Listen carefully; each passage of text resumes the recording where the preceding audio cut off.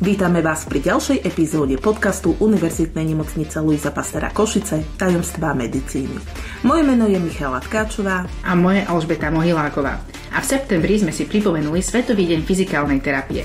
Ten bol venovaný všetkým fyzioterapeutom a odborníkom práve v tejto oblasti. Naším dnešným hosťom je preto doktorka Ildiko Morochovičová, primárka kliniky fyziatrie, balneológie a liečebnej rehabilitácie na Rastislavovej ulici v Košiciach. Vítajte, pani doktorka. Ďakujem pekne za pozvanie. Pani primárka, s akými diagnózami sa najčastejšie stretávate vo svojej praxi? Najčastejšie sa k nám pacienti obracajú s poruchami alebo bolestiami chrbta.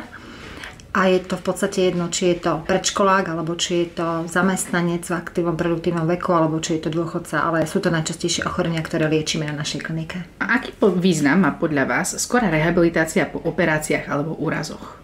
Veľmi veľký, pretože človek, keď začne skoro rehabilitovať, čím skôr začne rehabilitovať, tak tým skôr sa dostane späť do sociálneho pracovného života. A práve rehabilitácia má za úlohu toho človeka čo maximálne vrátiť späť do toho života. Čiže je veľmi dôležité čo najskôr začať. Kedy naopak ešte nezačínať s cvičeniami? Pacienti k nám prichádzajú s odporúčaním od iných špecialistov, a ten špecialista po danej operácii, po danom úraze musí zhodnotiť, či už rehabilitácia už je vhodná. Tým pádom indikácie určuje čas daný špecialista a sú to napríklad, či je to už po úraze, či už je napríklad sádrová fixácia dole a môžeme rozcvičovať, či je už po nejakej operácii chrbtice a už je možné vzhľadom aj na tú operačnú ránu začať. Čiže závisí to veľa od danej situácie, od daného ochorenia. Ale človek, ktorý má nejaký akutný zápal alebo má bolesť, to asi by veľmi nemal namáhať ešte. Závisí o tom, o akej bolesti sa rozprávame. Keď hovoríme o bolesti chrbtice, tak určite je v prvom prípade najprv taký 4-5 dňový kľud. Odporúčané sú nejaká analgetika, čiže lieky proti bolesti, prípadne naordinované obvodným lekárom, neurologom, ortopédom alebo nami nejaká infúzna terapia a potom sa začína so samotnou rehabilitáciou. Určite nie pri akutnom seknutí, ako to ľudia nazývajú, nezačať s tou rehabilitáciou hneď, ale skôr najprv taká ako keby relaxačná fáza v prvom rade. A potom pokračujeme ďalej. Že nechá to teda oddychnúť. Určite nechať oddychnúť. A čo sa týka tých zápalov, ako hovoríte, keď je tam nejaký zápal v tele, čo sa týka vysoké teploty alebo nejaká chrípka, nejaká víróza, organizmus je tak oslabený, že rehabilitácia by bola oveľa obťažnejšia, tak najprv preliečiť to infekčné ochorenie a potom sa venovať rehabilitácii. A čo sa týka pôrodu, fyziologického pôrodu, kedy začať? Myslíte ako s rehabilitáciou po pôrode? Či s cvičeniami. S cvičeniami.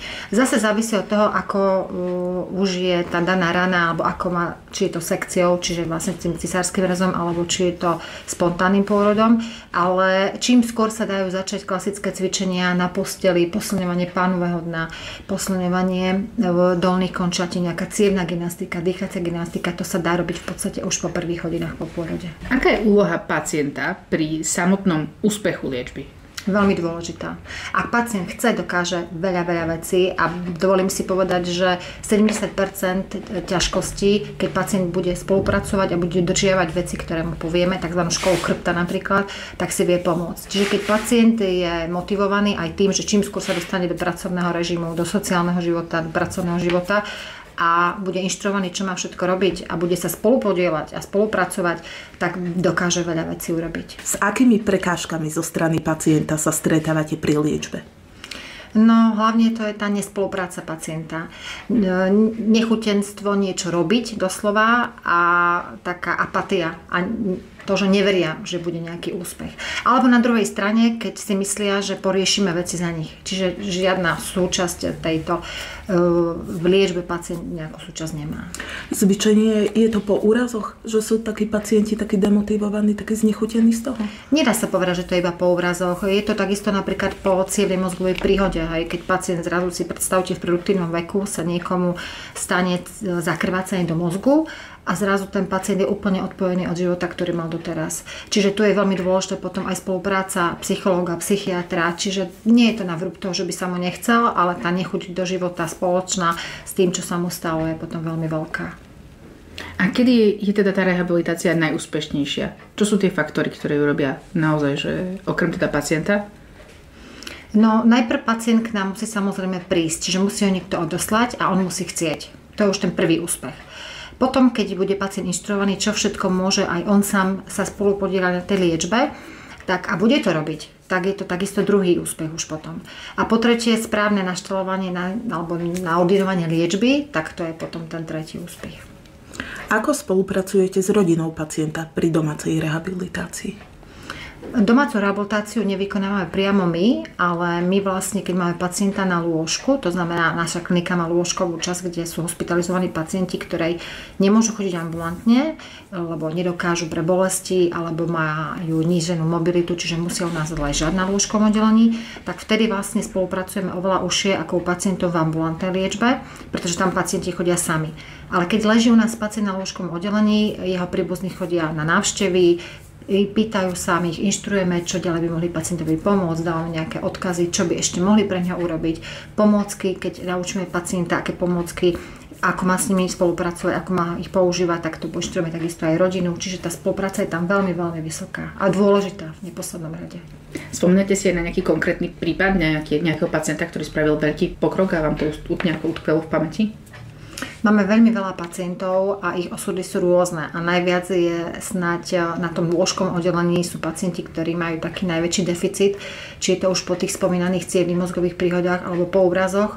Po úrazoch sú častokrát a mladí ľudia, či sú to rôzne motorkárske nejaké nehody, alebo nehody ako v lete, bohužiaľ to skakanie do vody, hlavička a tam je poškodenie tej krčnej chrbtice a pacient sa stane doslova imobilným, tak to sú veľmi ťažké prípady. Ale mnohokrát sa stane, že keď vy vidíte, že pacient príde po tom úraze alebo po cievnej príhode a tá sa môže veľmi aj pekne zlepšiť a mali sme takých pacientov, že prišiel nechodiaci, nevedel sa sám najesť a do toho roka je dôležité, aby rehabilitoval, či u nás, potom niekde v Kúpeloch a keď sa pacient vrátil o rok a áno, ten pacient bol potom fajn. Akurát jednu pani, takú si spomínam, ktorá bola 60-tnička a mala krvácanie do mozgu, bola úplne, myslím, že pravostranne hemiparetická, to znamená, že nevedela hýbať celou pravou stranou. A o rok po tej rehabilitácii u nás v Kúpeľoch znova sa k nám vrátila a o rok sa vrátila chodiaca s jednou vychádzkovou paličkou a to tak človeka poteší, že nebolo to nadarmo, tá naša liečba. To je asi veľmi povzbudivé vidieť takýto konkrétny výsledok. Určite veľmi a veľmi sme radi, keď sa pacienti k nám vracajú, ako v tom zmysle, že chcú rehabilitovať, keď sú ešte nejaké problémy, hoci len tie bolesti chrbtice, ktoré sa spomínali na začiatku a oni sami povedia, že áno, že malo to zmysel a potom tá naša práca je fajn. Ako sa mení prístup v rehabilitácii seniorov oproti mladším pacientom? Seniori sú zvlášť skupina v tom, že sú to pacienti, ktorí už majú nižší výkonnostný stav, už tam môže nastúpiť nejaká demencia, samozrejme nie u všetkých, a už tá spolupráca mnohokrát je obťažnejšia, ale nie preto, že by nechceli, ale už nemôžu alebo nevedia. Čiže tam musíme byť trošičku viacej trpezlivejší s tými ľuďmi, možno, že tak pomalšie im vysvetľovať, ale vedia, keď ich pomôžeme a navedieme ich na túto správnu nôtu, tak aj oni vedia, ako na to. A vidíte väčšiu motiváciu u seniorov alebo práve u tých mladších pacientov? Nedá sa to povedať, lebo ako niekto povedal, že vek je len číslo, tak to takisto aj v rehabilitácii, čo sa týka motivácie. Aj stará babka, ktorá príde po zlomenine stehnovej kosti a je preložená k nám z kliniky úrazovej chirurgie a vidím, že chce, pretože predtým maličku nepoužívala a žije sama, chce chodiť ešte do záhradky a je strašne motivovaná, chce. Ale potom sú mladí ľudia, ktorí ani neviete prečo, jednoducho sa tak odovzdajú osudu alebo sa odovzdajú nám, že on nechce nič robiť, dajte mi len masáže a ja skončím, tak tá motivácia tam chýba. Čiže je to veľmi individuálne v tomto prípade. A máte nejaké novinky na oddelení aktuálne? Čo je také moderné, čo používate? Moderné, tak my používame v rámci tej fyzikálnej terapie, ktorá ste spomínali, že to bol taký deň fyzikálnej terapie, používame veľa rehabilitačných prístrojov, elektronických prístrojov. Ale novinky, keby som spomenula, tak hlavne otvorili sme ambulanciu pre Parkinsonovú chorobu, otvorili sa ambulanciu cystickej fibrózy, ktorá v podstate je pre pacientov, ktorí sú aj zďaleka, mnohokrát mimo Košíc, ale máme pre nich nové druhy cvičenia, máme pre nich spolupráci s plusnou klinikou, čo sa týka cystickej fibrózy a čo sa týka zase Parkinsoníkov v spolupráci s neurologickou klinikou. A sú tam už nové také vízie, majú spoločné nejaké tréningy, kruhové tréningy, A tí ľudia tým, že sa stretnú navzájom, vidia, že nie len jeden má ten problém, ale vidia, že je niekto iný, vytvárajú sa skupinky a oveľa tak skôr chcú cvičiť, skôr sa chcú spolu podieľať na tej liečbe. Čiže funguje doslova nejaká podporná skupina pre nich. Áno, a na psychiku pacienta to je veľmi dobré.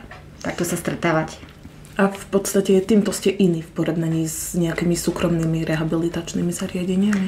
Súkromné rehabilitačné zariadenia mnohokrát majú limitované možnosti, čo sa týka rehabilitácie. Určitý počet rehabilitácií majú, mimo že máme tých rehabilitácií možnosť trošku viac, hoci aj nás trošičku nejakým spôsobom ohraničuje možnosť vzhľadom na tie poisťovne. Ale áno, môžeme si dovoliť možno, že viac tým pacientom, nehovorím cvičiť, ale viac ho rehabilitovať a vytvoriť také centrá pre nich, ako som spomínala tieto dve. Ale okrem tých dvoch samozrejme sú aj iní pacienti, tu som aj vypichla niečo nové, čo sa u nás dialo. Vodoliečbu máme novú, čo je tiež výborné, za posledný rok, 2 sme ju dali dokopy, pacienti sa veľmi radi vracajú, lebo vytvárame pre nich takú malú kúpeľnú liečbu. Máte vlastne bazén. Kedy sa napríklad používa vodoliečba? Máme okrem bazéna, ale vás doplním, máme aj ešte výrivky na horné končatiny, dolné končatiny, celotelovú výrivku, podvodnú masáž, hydrogalván a toto všetko súvisí vlastne s vodoliečbou. A je to indikované, musí to byť indikované fyziatrom, čiže rehabilitačným lekárom. Používa sa to jednak po tých úrazoch, keď už potrebujeme rozcvičiť napríklad hornú končatinu, dolnú končatinu a hlavne musí byť tá rana zahojená. Hej. Nemôžeme poslať niekoho do vody, keď ešte rana sa hojí. Ale pri napríklad gonartrózach, koxartrózach, to znamená degeneratívnych ochoreniach kĺbov, je výborná takistá voda. Vo vode máme vodný bicykel, či pacienti tam bicyklujú, alebo také na chôdzu, taký steper tam máme, čo tiež sa veľmi využíva. Čiže majú to veľmi radi pacienti tieto procedúry. Ja sa spýtam možno tak z praxe, že v čom je to lepšie, keď rehabilituje vo vode, napríklad na bicykli a na stepri, ako na suchu? Je to dobré v tom, lebo voda odľahčuje. Čiže ten pacient oveľa ľahšie sa pohybuje vo vode ako na suchu. Keby ste mali niekoho chodiť, ktorý vonku používa 2 francúzske alebo 1 francúzsku barlu na podporu a potom ho dáte do bazéna, on povie, že oveľa jednoduchšie vie chodiť. Tá voda nadnáša, pomáha, ľahšie sa mu vlastne pohybuje, tým pádom aj tá motivácia je väčšia. Na druhej strane, keď ide na bicykel, tak keď bicykluje, tak tu je to trošku ťažšie, lebo ide proti odporu vody. Hej? Čiže nemusí ísť tak rýchlo, ani nepôjde tak rýchlo ako na suchu, keď na bicykli je, ale takisto vieme potom tú rehabilitáciu trošičku docíliť ešte vo vyššej miere. A mohol by sa aj skôr zraniť, keby cvičil takže na suchu, napríklad to bicyklovanie v porovnaní s vodou? Tak hej, no tak keď spadne do vody, tak sa neudrie, no. Keď je na suchu, tak áno, hej, ale tak tam zase, aby som podotkla, keď je aj v bazéne pacient alebo v iných tých našich častiach vodoliečby stále, tam je fyzioterapeut, čiže pacient je stále pod dohľadom aj v tom bazéne, hej, lebo nemôžete pacienta nechať samého.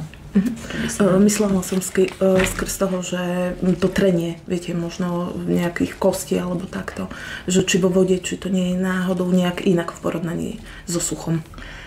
Iba tá voda, iba ten tlak vody vlastne, tak ako klasicky chodíme do bazéna v lete, tak vlastne aj tam je také odľahčujúce tá voda. Aké trendy či inovácie vo fyzioterapii očakávate v najbližších rokoch?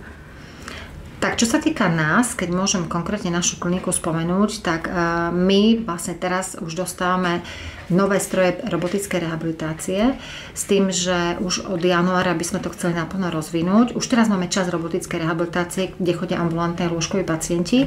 Rehabilituje sa pomocou v podstate formou hry. Pacient na obrazovke vidí nejakú počítačovú hru a pohybmi rúk alebo nôh vlastne vie zbierať jablká alebo vie vlastne šoferovať alebo vie niečo tá forma robiť, čiže sú motivovaní a zároveň vlastne týmto vedia rehabilitovať. Oni si to nevedomujú a rehabilitujú, veľmi to majú radi. A teraz ďalšie dni alebo ďalšie mesiace už pomaličky nám tie stroje prichádzajú, budeme mať aj stroje, ktoré nám pomôžu práve pri tých pacientov, ktorí nevedia vchodiť, tak ich postaviť a pomocou toho stroja budú sa dať chôdze robiť a iné aj takéto stroje na hornú končatinu tiež. Takže to je naša jedna vízia. A druhá vízia je samozrejme, ako tá robotika pôjde vždy dopredu. Hej? Čiže to je to gro, čo teraz sa usilujeme, okrem tých ostatných ambulancií, ktoré som spomenula. A čo by ste odporúčili bežnému človeku? Aké sú také najdôležitejšie návyky pre zdravý chrbát, aby sme sa teda vyhli nejaké rehabilitácii do budúcna? Tak hlavne sa trošku starať o seba, lebo v dnešnej dobe máme veľmi, veľmi hektický životný štýl a nájsť si čas na to, aby sme si trochu zacvičili, aby sme si trošku oddychli a zrelaxovali a aby sme na seba mysleli aj v tomto momente. A keď má niekto ťažkosti, tak aby to, čo mu odporúči rehabilitačný lekár alebo fyzioterapeut, aby skúsil dodržiavať, lebo tým si vie veľa pomôcť. A s akými najčastejšími diagnózami pri chrbtici sa stretávate? Pri chrbtici, tak chrbtica ako celok môže boliť od krčnej až po krížovú oblasť, hej. Čiže vlastne môže boliť v každom rozsahu, ale najčastejšie je to možno tá drieková a krčná. Krčná najskôr reaguje aj nejaké psychické problémy, vznikajú tam také stiahnutia, spazmy a bolesti, závraty, trpnutie rúk. Ale drieková oblasť je presilovaná aj tým našim, a vlastne aj krčná, tým našim celým životným štýlom, ako sedíme pri stole, ako správne sedieť máme, nesedíme správne, ako správne spíme, v akých polohách. Čiže to sa všetko odzrkadlí, čiže asi snáď najčastejšie tá drieková a krížová. A môže pomôcť napríklad výber vhodného vankúša pri na zlepšenie spánku? Určite. Dokonca aj my, fyziatri, máme možnosť predpísať tzv. Cervý vankúš, čiže vankúš na spanie. Nehovorím, že každému vlastne tento vankúš vyhovuje, ale z mojej skúsenosti 90% ľudí si ho veľmi chváli. A hlavne potom, aj keď má niekto problém s krčnou chrbticou, okrem toho, že mu ten vankúš napíšeme, tak ho musíme inštruovať, že napríklad aká poloha spánku je dobrá. Nespať na bruchu je dôležitá. Hej? Čiže nielen ten vankúš, ale aj samotná poloha spánku je dôležitá. Ešte by som sa chcela opýtať, ako sa dá udržať aj u zdravého človeka, aby mal zdravý chrbát? No práve tým, ako som spomínala, životným štýlom, aby sme sa zameriavali na to pri našom hlavne tom sedavom zamestnaní, aby sme trošku viacej cvičili možno, že ako to robievame a aby sme mysleli na to, aby naša chrbtica bola chránená vo veternostnom počasí, ako je teraz napríklad ako fúka, či nejaké šatky, alebo ten chlad nám môže spôsobovať potom spázmy v chrbtici, následne bolesti, čiže aj týmto, že chrániť sa trošku. Ale to cvičenie je určite na prvom mieste, keď sa to dá. Pani primárka, ďakujeme vám za váš čas a za to, že ste sa s nami podelili o svoj pohľad na rehabilitáciu a život pacientov po úrazoch či chorobách. Milí poslucháči, vám ďakujeme za to, že ste nás počúvali a tešíme sa na vás o 2 týždne pri ďalšej zaujímavej medicínskej téme.